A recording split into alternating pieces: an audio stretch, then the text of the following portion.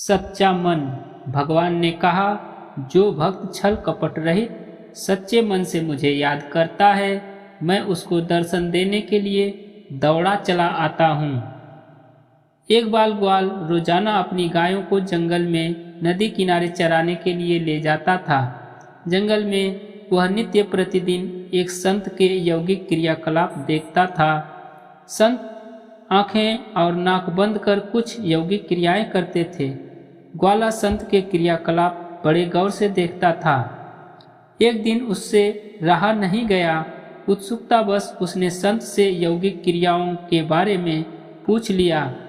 बाल ग्वाल के सवाल पर संत ने जवाब दिया कि वह इस तरह से भगवान से साक्षात्कार करते हैं। संत के प्रस्थान करने के बाद ग्वाला भी यौगिक क्रियाओं को दोहराने लगा और इस बात का संकल्प ले लिया कि आज वह भगवान के दर्शन साक्षात करके ही रहेगा।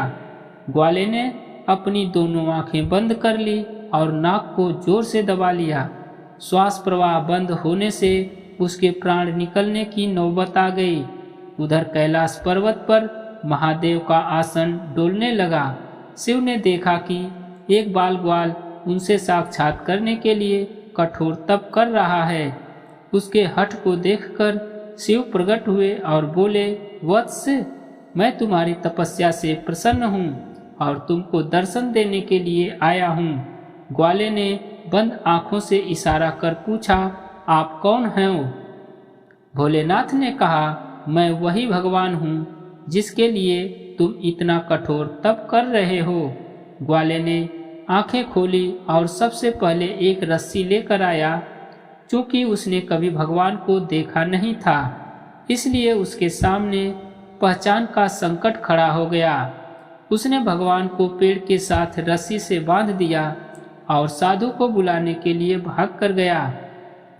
संत तुरंत उसकी बातों पर यकीन करते हुए दौड़े हुए आए, लेकिन संत को कहीं पर भी भगवान नजर नहीं आए। संत ने बाल ग्वाल से कहा, मुझे तो कहीं नहीं दिख रहे।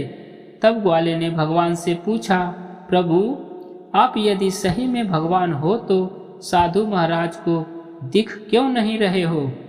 तब भगवान ने कहा, जो भक्त छल कपट रहित सच्चे मन से मुझे याद करता है, मैं उसको दर्शन देने के लिए दौड़ा चला आता हूँ। तुमने निश्चल मन से मेरी आराधना की, अपने प्राण दांव पर लगाए और मेरे दर्शन का दृढ़ संकल्प लिया। इसलिए मुझे कैलाश से मृतलोक में तुमको दर्शन देने के लिए आना ही पड़ा। जबकि साधु के आचरण में इन सभी बातों का अभी अभाव है। वह रोजाना के क्रियाकलाप करते हैं, लेकिन उनके मन में अभी भटकाव है।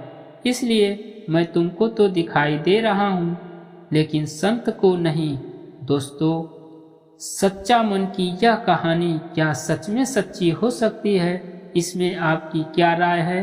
कमेंट बॉक्स में ज़रूर बताएं। मिलते हैं हम अगली कहानी में। तब तक के लिए आपको नमस्कार।